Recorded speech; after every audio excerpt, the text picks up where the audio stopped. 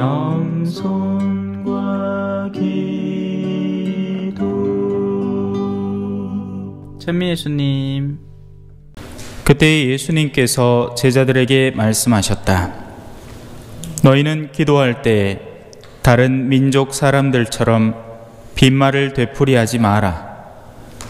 그들은 말을 많이 해야 들어주시는 줄로 생각한다. 그러니 그들을 닮지 마라. 너희 아버지께서는 너희가 청하기도 전에 무엇이 필요한지 알고 계신다. 그러므로 너희는 이렇게 기도하여라. 하늘에 계신 저희 아버지의 이름을 거룩히 드러내시며 아버지의 나라가 오게 하시며 아버지의 뜻이 하늘에서와 같이 땅에서도 이루어지게 하소서. 오늘 저희에게 일용할 양식을 주시고 저희에게 잘못한 일을 저희도 용서하였듯이 저희 잘못을 용서하시고 저희를 유혹에 빠지지 않게 하시고 저희를 악에서 구하소서. 너희가 다른 사람들의 허물을 용서하면 하늘의 너희 아버지께서도 너희를 용서하실 것이다. 그러나 너희가 다른 사람들을 용서하지 않으면 아버지께서도 너희의 허물을 용서하지 않으실 것이다. 주님의 말씀입니다.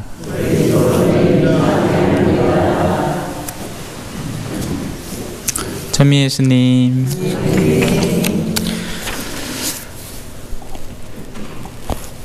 우리가 신앙생활을 하면서 때로는 이해 못할 일들이 많이 일어납니다. 의인들은 고통을 당하고 오히려 죄인들은 떵떵거리면서 살죠. 간악한 수단을 쓰는 사람들은 약삭빠르게 자신에게 다가올 재앙을 피해서 살아가고, 정반대로 순진한 이들은 있을 거 없을 거 다 지가 다 받고 삽니다. 그죠? 지금 일어나고 있는 우크라이나에 죄 없는 이들이 고통받고 있는 것처럼 말이죠. 전쟁은 노인들이 일으키고 죽음은 젊은이들이 겪는다, 뭐 그런 말도 있죠. 예.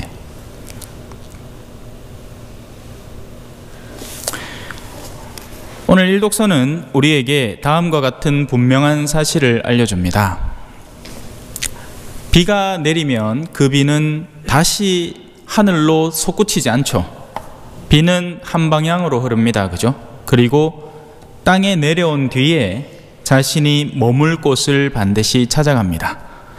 참 지금은 겨울에 비가 내려서 큰일이에요. 그죠? 예. 빨리 비가 와야 될 텐데 마음 모아서 같이 기도를 한번 해봅시다. 자, 여튼 비는 그 안에 오면 분명히 자신에게 소요되는 사명들을 수행하고 갑니다. 어딘가에 묵혀져 있다가 나무 뿌리에 스며들든지, 아니면 매끄러운 표면들을 흘러내려서 강과 시내로 흘러내려가서 또 낮은 곳에 물을 축적해두고 농부들이 그걸 쓰게 만들든지, 하느님의 말씀도 그와 같다라는 이야기를 하는 거죠. 당신의 말씀은 우리에게 내려온 뒤에 반드시 그 사명을 수행하고서야, 목적을 달성한 뒤에, 그 뒤에 이제 휴식을 누리는 겁니다. 문제는 하느님의 말씀이 아닙니다. 하느님의 말씀은 예로부터 그대로 그렇게 존재해 왔어요. 문제는 우리에게 존재하는 거죠. 그 말씀을 받아들일 것인가, 아니면 마치 비닐 덮어 씌워놓은 비닐하우스처럼 내칠 것인가. 그러면 말씀이 우리를 비껴 지나갑니다. 우리가 받아들이지 않으면 말이죠. 하지만 다시 원점으로 돌아와서 원칙을 되짚어 봅시다. 하느님의 말씀은 어떻다고요? 반드시 그 사명을 수행하고서야 목적을 달성한 뒤에 그리고 안식에 드는 겁니다. 내 입에서 나가는 나의 말도 나에게 헛되이 돌아오지 않고 반드시 내가 뜻하는 바를 이루며 내가 내린 사명을 완수하고야 만다. 자, 그러면 하느님의 입에서는 과연 어떤 말씀이 나왔을까요? 다음과 같은 것들입니다. 가련하니 부르짖자 주님이 들으시어 그 모든 공경에서 구원해 주셨네. 제가 강론을 처음 시작하면서 꺼낸 문제와는 전혀 상반된 이야기를 하고 있죠. 가련한 이가 아무리 부르짖어도 전쟁이 사라지지도 않고 자기 집이 훨훨 불타고 있는 모습을 보면서도 내가 도대체 평생에 무슨 잘못을 했는데 나한테 이런 재앙이 일어납니까? 하고 하늘에 아무리 외쳐본들 불이 멈추지는 않습니다. 그러면 도대체 이걸 어떻게 이해해야 하는 걸까요? 그 뒤는 더 가관입니다. 주님의 눈은 의인들을 굽어보시고 그분의 귀는 그 부르짖음을 들으신다. 주님의 얼굴은 악행을 일삼는 자들에게 맞서 그들의 기억을 세상에서 지우려 하신다. 그리고 이 말씀은 반드시 이루어질 겁니다. 다만 문제는 우리의 수명이 짧다는 데 있어요. 우리의 생을 통해서 하느님의 말씀을 바라보면 이루어지지 않는 것 같은 느낌이 들어서 그래서 우리는 실망하게 되고 결국 어떻게 되느냐? 이 세상 안에서 나를 보장해 줄 무언가를 찾게 되죠. 구약에서 이스라엘 백성들은 광야에서 40년을 떠돌아다녔어요. 이게 뭐 41도 아니고 우리 사순절처럼 41도 아니고 40년이라는 시간을 떠돌아다니다 보니 어떻게 되겠습니까? 지치죠. 언제 도대체 우리를 약속된 땅에 데려다 주는가? 그러다 보니 이 지친 이스라엘 백성이 무엇을 했느냐? 모세가 잠깐 하느님으로부터 계약의 돌판 10계명을 받으러 간 사이에 이들은 금송아지상을 만든 겁니다. 그리고는 그 주변에 우가차차 우가차차 하면서 돌고 있었지. 이 세상에서 나에게 진정한 정의를 보장해주는 하느님에 대한 인식을 되새겨주는 존재 모세가 자신의 눈앞에서 사라지는 순간부터 이스라엘 백성은 그 대체제, 자신에게 현세적 만족감을 주고 자신의 쾌락을 충족시켜 줄 수 있는 어떤 존재를 갈망하게 되는 겁니다. 그것은 그 대표격으로 자신들의 재화를 모아다 만든 위대한 상, 금송아지 상을 만들어내어 버린 거죠. 우상을 만든 겁니다. 다행히 성경은 그런 우상에 대한 운명이 어떻게 되는지 우리에게 보여줘요. 갈아 마셨어요. 무슨 배도 아니고, 그죠? 갈아 마신 배도 아니고, 금송아지상을 갈아다가 이스라엘 백성들이 한 입씩 떠무었다 가있기네. 요새는 우리가 그런 거 안 시켜도 우리가 알아서 금가루 든 음식 사 먹죠. 어떤 카페 같은 데 가면 케이크를 하나 딱 시키면 위에 금가루가 싹 뿌려져 있습니다. 또 술도 뭐 어떤 무슨 술, 뭐 백세주 금 뭐 이런 거 하면 그 안에 반짝반짝 금가루가 막 들었어요. 현대에도 여전히 우상 숭배는 활성화되어 있습니다. 금전을 숭배하는 거죠. 왜냐하면 돈을 많이 갖고 있으면 지금 당장 나의 안정이 보장된다라는 어마어마한 착각에 쉽게 시달리기 때문입니다. 그러다 보니 아마존의 그런 밀림들도 순식간에 파괴되어 버리는 겁니다. 제 먹을 것만 찾아 살아간다면 아마존은 이전보다 더 풍성해졌을 겁니다. 하지만 제 먹을 것만 찾는 사람들이 아니죠. 자기 10년 먹을 거, 자기 자식 100년 먹을 걸 재어 놓으려고 하는 사람들의 탐욕은 지구가 2개라도 3개라도 부족한 판인 겁니다. 그러니 그런 일들이 반복적으로 일어나는 거죠. 자, 다시 원주제로 돌아옵시다.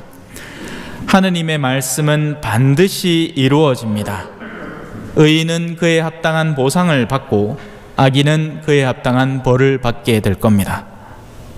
다만 우리가 마음 써야 하는 것은 하느님은 그것을 영원이라는 시간 안에서 이루실 테니 그러면 우리에게 남은 과제는 뭐겠어요? 우리의 이 짧은 생을 극복해서 영원을 가지고 계신 하느님에게 그 영원한 생명을 얻을 수 있도록 애를 쓰는 것이 맞을 겁니다. 우리가 짧은 생에 갇혀 있는 동안은 반드시 우상을 찾을 수밖에 없습니다. 그러지 않으면 이 세상은 너무나도 나를 겁나게 만들거든요. 그래서 자, 이걸 상황을 뒤바꿔 보면 어떠냐? 성당을 그저 나온다고 해서 나는 우상 숭배자가 아니다 할 수 없는 겁니다. 무슨 말인지 이해가 되시겠어요? 성당을 나오면서도 자기 마음속에는 이미 우상의 자리가 강하게 잡혀 있는 사람이라면 그는 하느님을 사랑하는 사람이 아닌 거죠. 그는 우상 숭배를 하면서 외적인 형태와 틀과 껍데기만 하느님을 사랑하는 사람일 뿐인 겁니다. 하느님을 사랑하는 신용을 하는 사람인 거죠.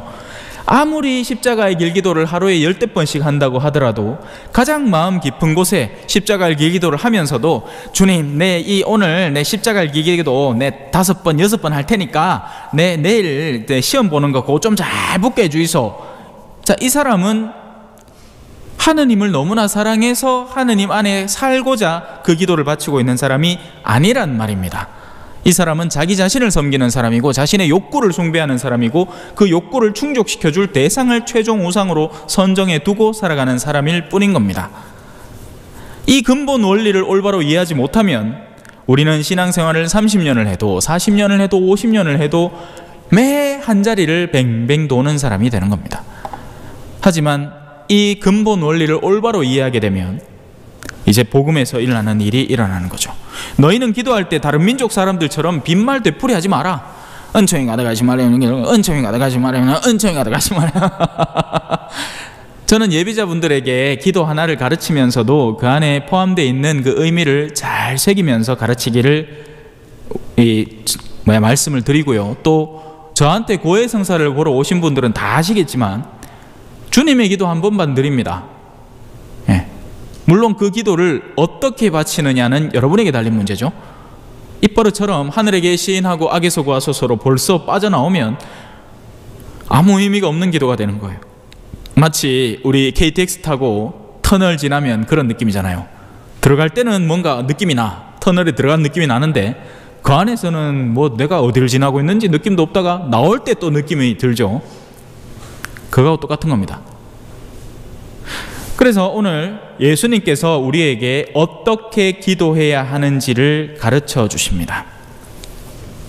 그게 주님의 기도, 주님께서 우리에게 가르쳐 주신 기도가 되는 거예요.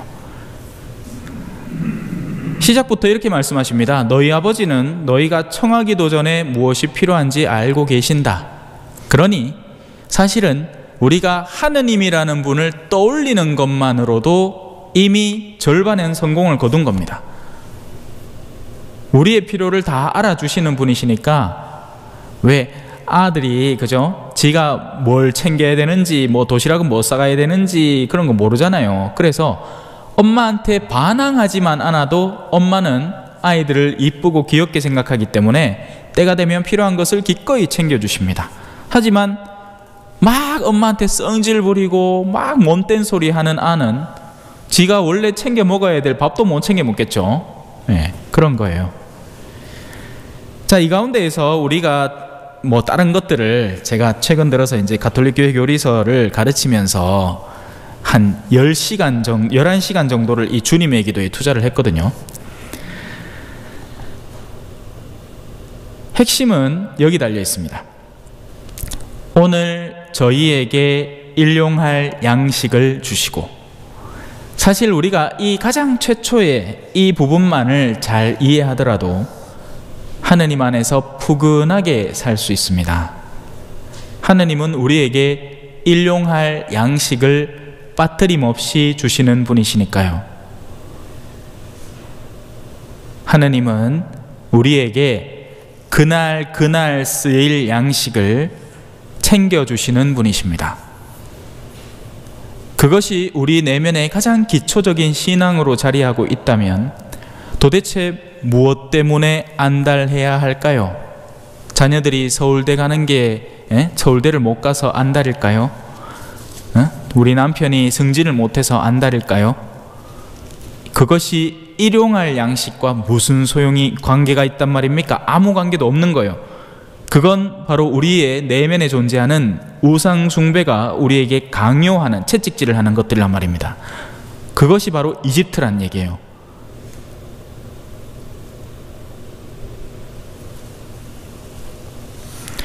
하나만 더 짚으면 용서입니다.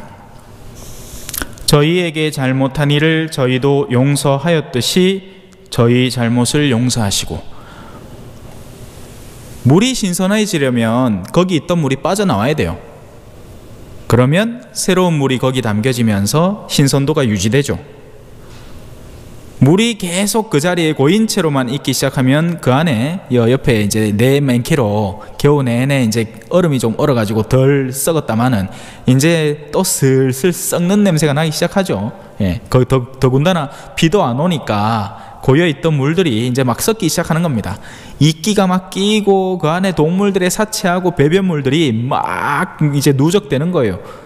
우리의 영혼도 마찬가지입니다. 자기 자신에게만 집중해 있는 사람은 썩기 시작합니다.